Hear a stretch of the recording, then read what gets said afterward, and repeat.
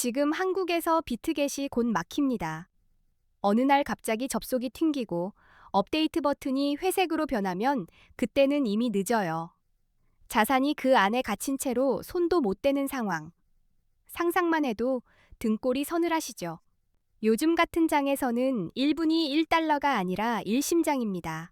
차단이 본격화되면 로그인부터 출금까지 전부 버벅거릴 수 있어요. 그래서 오늘은 겁을 좀 들이더라도 빨리 옮기는 길부터 현실적으로 잡아드리겠습니다. 최근 한국에서 비트겟처럼 미신고 해외 가상자산 거래소 앱이 구글 플레이 스토어에서 다운로드와 업데이트가 막혔습니다. 금융당국의 압박이 세지면서 단순 차단이 아니라 접속 제한까지 단계적으로 진행되는 분위기입니다. 이건 한 번의 오류가 아니라 제재 흐름입니다. 비트겟 이용자분들은 비트겟 안에 있는 자산을 가능한 한 신속히 다른 거래소로 옮기거나 최소한 내 손이 닿는 곳으로 빼두셔야 하는 상황이 된 거예요. 특히 기존 이용자분들은 당장 앱이 깔려 있다고 안심하면 위험합니다. 업데이트가 막히면 기능이 멈칫하고 어느 순간 접속이 끊길 수 있거든요. 앱 삭제 후 VPN으로 우회 접속하는 분도 있고 신규 이용자분들은 설치 자체가 막혀버렸습니다. 왜 이런 일이 터졌냐면 핵심은 금융정보분석원 FIU 신고입니다. 비트겟은 국내 금융당국의 가상자산 사업자, 흔히 바스프라고 부르는 절차를 정식으로 신고하지 않은 상태로 분류되고 있습니다. 두 번째는 구글 정책입니다. 구글이 한국 금융당국의 요청에 맞춰 미신고 해외 거래소 앱을 플레이스토어에서 내리는 쪽으로 결정을 굳혔다는 점이죠. 그래서 다운로드도 업데이트도 동시에 막혀버린 겁니다. 여기에 세금 이슈까지 겹쳤습니다. 국내 거래소에는 앞으로 세금이 부과될 가능성이 커지는데 해외 거래소는 세금 부과가 상대적으로 어렵습니다. 그러니 금융당국이 이번에는 확실이라는 듯 강한 조치에 나선 것으로 보입니다. 그럼 지금 무엇을 해야 하느냐? 이미 설치된 앱은 당분간 돌아갈 수 있지만 업데이트가 막혀 있고 다음 단계로는 접속 자체가 끊길 수 있습니다. 그래서 가장 안전한 쪽은 자산을 개인 지갑으로 출금해 두는 겁니다. 내 키로 지키는 방식이죠. 개인 지갑으로 빼두면 플랫폼이 흔들려도 내 지갑은 남습니다. 출금 주소를 정확히 확인하고 작은 금액으로 테스트한 뒤에 본 금액을 옮기면 실수 확률이 확 내려가요. 급할수록 한 번 더 확인이 돈을 살립니다. 출금할 때는 주소만 보지 말고 전송 방식도 같이 확인하셔야 합니다. 같은 코인이라도 보내는 쪽과 받는 쪽 방식이 다르면 도착이 늦거나 문제가 생길 수 있어요. 서두를수록 체크리스트가 필요합니다. 기존 이용자분들은 앱이 남아있다고 해서 편하게 업데이트 버튼을 누르다 막히면 당황합니다. 업데이트가 막힌 순간부터는 지금 되는 게 내일도 된다는 보장이 없어요. 그래서 미리 이동해 두는 게 신규 이용자분들은 플레이스토어에서 비트겟 앱 설치가 사실상 불가능해졌습니다. 웹사이트로 들어가도 제한이 걸릴 수 있어서 나중에 정리하지 뭐라는 마음이 가장 위험한 타이밍이 될 수 있습니다. 준비는 막히기 전에 해야 선택지가. 우회 방법도 있긴 합니다. VPN을 켜서 접속을 시도하는 방식인데 보안 문제나 법적 리스크를 감수해야 합니다. 편하다고 덥석 쓰면 계정 보안이 느슨해질 수 있고 예상치 못한 문제가 생길 수 있으니 냉정히 따져보셔야 합니다. 그럼 국내 거래소로 가면 되냐고 많이 묻습니다. 대안이 될 수는 있지만 국내 거래소는 레버리지를 쓸 수 없고 거래 수수료도 상대적으로 높습니다. 게다가 추후 세금까지 붙을 예정이라 단타나 선물 위주로 하시는 분들에겐 매력이 떨어질 수 있어요. 그래서 지금 이번 사태로 한국인들이 가장 많이 가입하고 이동하는 거래소 5곳을 비교해 두었습니다. 이 5곳은 원화 입금이 가능하고 한글 지원도 됩니다. 수수료도 저렴한 편이라 이동했을 때 숨이 좀 트이고 초보자도 화면이 덜 낯설어요. 심지어 가입하면 $100를 주는 이벤트를 하는 곳도 포함되어 있습니다. 5거래소의 특징, 입금 방식, 이동할 때 포인트는 고정 댓글에 정리해뒀습니다. 오늘 영상은 그 댓글을 열어두고 보시면 이해가 더 빠르실 겁니다. 고정 댓글을 왜 강조하냐면 지금은 정보를 아는 속도가 곧 안전입니다. 막히고 나서 검색하면 이미 링크도, 방법도, 사람들 경험담도 뒤죽박죽이 됩니다. 지금 정리된 걸 먼저 확보해 두셔야 합니다. 그리고 5거래소 비교는 단순히 이름만 나열한 게 아닙니다. 원화 입금 가능 여부, 한글 지원, 수수료 체감, 이벤트 조건까지 한눈에 보이게 정리해 놨습니다. 급할 때일수록 정리된 표가 생명입니다. 이제부터는 코인 선물 거래에서 가장 많이 쓰는 기본 단타 흐름을 풀어드리겠습니다. 언제 롱을 잡고 언제 숏을 잡아야 하는지 감이 아니라 신호로 판단하는 방법입니다. 초보일수록 규칙이 있어야 손이 덜 흔들립니다. 비트코인 같은 암호화폐는 변동성이 정말 큽니다. 그래서 진입 타이밍이 조금만 어긋나도 수익이 순식간에 손실로 뒤집힐 수 있어요. 먼저 롱과 숏의 개념을 정리한 뒤 실제로 어떤 신호가 나올 때 들어가야 하는지. 선물 거래는 레버리지라는 지렛대를 씁니다. 적은 돈으로 큰 포지션을 잡을 수 있는 대신 반대로 움직이면 손실도 훅 커집니다. 그래서 몇 배로 할까보다 어디서 들어갈까가 먼저입니다. 롱 포지션은 가격이 오를 거라고 예상할 때 들어갑니다.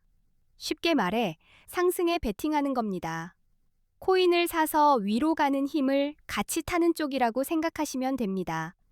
바람이 등 뒤에서 불어줄 때 돛을 펴는 느낌이에요. 반대로 숏 포지션은 가격이 떨어질 거라고 예상할 때 진입합니다. 하락에 베팅하는 겁니다. 아래로 미끄러질 때 그 흐름을 이용해 수익을 내는 방식이죠. 오를 때만 돈 버는 게 아니라 내려갈 때도 기회를 잡는다는 개념입니다. 그럼 롱은 언제 잡느냐? 첫 번째는 차트에서 강한 상승 추세가 보일 때입니다. 고점이 계속 높아지고 저점도 같이 올라가면 시장이 위로 계단을 밟는 그림이 됩니다. 이때는 억지 역추세보다 추세를 타는 쪽이 편합니다. 상승 추세에서도 무작정 꼭대기에서 롱을 잡으면 흔들립니다. 보통은 눌림이 와서 지지선 근처에서 다시 거래량이 붙을 때가 더 깔끔한 진입 자리입니다. 추세선이 살아있다면 확률이 올라가요. 기술적 분석에서 많이 보는 신호가 이동평균선 교차입니다. 50일 이동평균선이 150일 이동평균선을 위로 뚫고 올라가면 골든 크로스라고 부르는데 시장의 방향이 위로 바뀌는 신호로 해석하는 경우가 많습니다. 다른 신호와 같이 보면 더 믿을만해요. 거래량도 같이 보셔야 합니다. 가격이 오르는데 거래량까지 늘면 사람들이 진짜로 돈을 넣고 밀고 있다는 의미가 됩니다. 반대로 거래량 없이 오르는 상승은 숨이 가빠요. 그래서 상승과 거래량이 같이 커질 때 롱 근거가 더 탄탄해집니다. 뉴스는 차트만큼 중요합니다. 규제 완화 소식, 대형 기관의 진입, ETF 승인 같은 긍정적 이벤트는 가격을 위로 끌어올리는 불쏘시개가 될 수 있습니다. 이런 뉴스가 나올 때는 변동성이 커지니 롱 쪽 확률이 좋아질 때가 많습니다. 이제 숏 신호로 넘어가겠습니다. 숏은 하락이 예상될 때 들어가는데 가장 기본은 차트가 하락 추세일 때입니다. 저점이 계속 낮아지고 반등이 힘없이 꺾이면 아래로 흐르는 물길이 생깁니다. 이때는 반등 믿음이 아니라 추세 확인이 먼저입니다. 하락 추세에서도 바닥에서 숏을 쫓아가면 늦을 수 있습니다. 반등이 나와서 저항에 부딪히고 거래량이 다시 줄며 꺾일 때가 오히려 숏이 편합니다. 떨어지는 칼을 잡기보다 칼이 다시 꺾일 때 들어가세요. 이동평균선으로 보면 반대 신호가 있습니다. 50일 이동평균선이 150일 이동평균선 아래로 내려가면 데드크로스라고 하고 하락 신호로 해석할 수 있습니다. 상승의 엔진이 꺼지고 시장이 아래로 무게를 싣는 그림이죠. 거래량이 줄어드는 모습도 힌트가 됩니다. 가격이 억지로 올라가는데 거래량이 줄면 올리는 힘이 약해졌다는 뜻일 수 있어요. 이런 경우는 되려 아래로 꺾일 가능성이 커지니 숏 근거가 될 수 있습니다. 힘 빠진 반등은 밟아도 미끄럽습니다. 부정적인 뉴스는 하락을 빠르게 만듭니다. 규제 강화, 해킹 사고, 주요 국가들의 규제 정책 강화 같은 소식이 나오면 공포가 먼저 퍼지고 가격이 먼저 반응합니다. 이런 타이밍에는 무리한 롱보다 숏이 유리해질 수 있는 구간이 자주 나옵니다.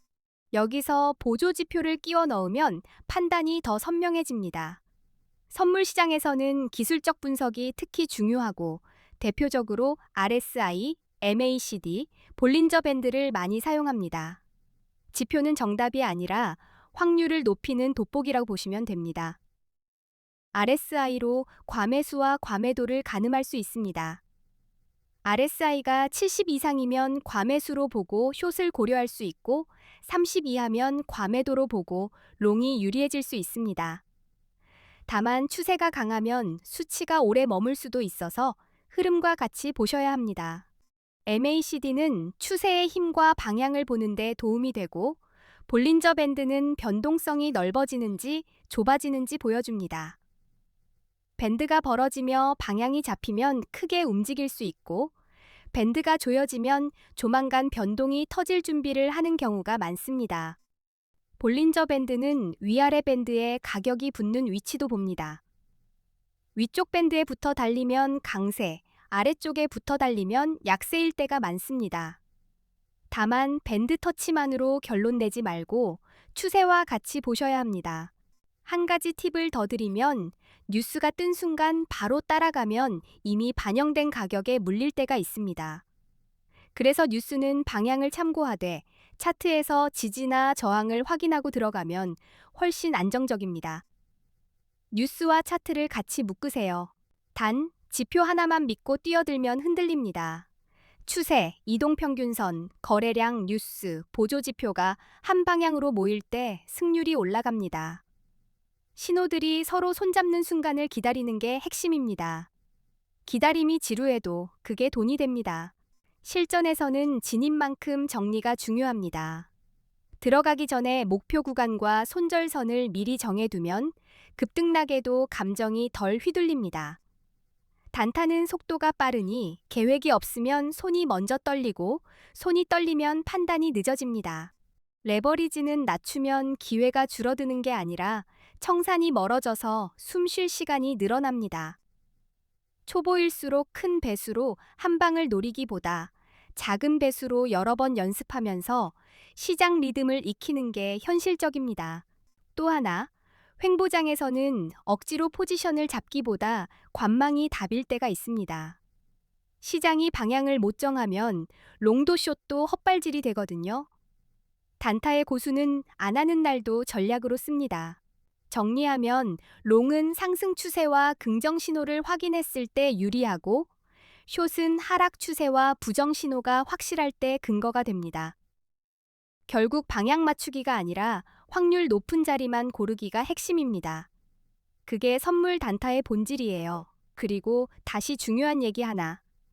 비트겟 차단 흐름이 더 강해지기 전에 자산 이동 루트를 확보해 두셔야 합니다. 막힌 뒤에 급하게 찾으면 수수료도 불리해지고 시간도 빼앗깁니다.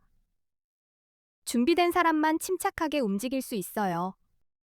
한국인들이 많이 옮겨가는 5거래소 비교, 원화 입금 가능 여부, 한글 지원, 수수료 조건, $100 이벤트 같은 정보는 고정 댓글에 전부 모아뒀습니다. 한번 읽어두면 나중에 급할 때 손이 자동으로 움직입니다. 고정 댓글에는 단타에 바로 써먹을 수 있는 꿀팁도 같이 정리해 두었습니다. 영상만 보고 끝내지 말고 댓글까지 읽으시면 실전에서 머뭇거리는 시간이 훨씬 줄어듭니다. 초보의 가장 큰 적은 망설임이거든요.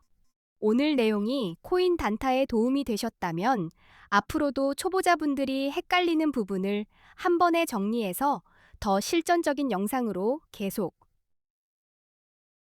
단타는 복잡해 보여도 핵심만 잡으면 생각보다 단순해집니다.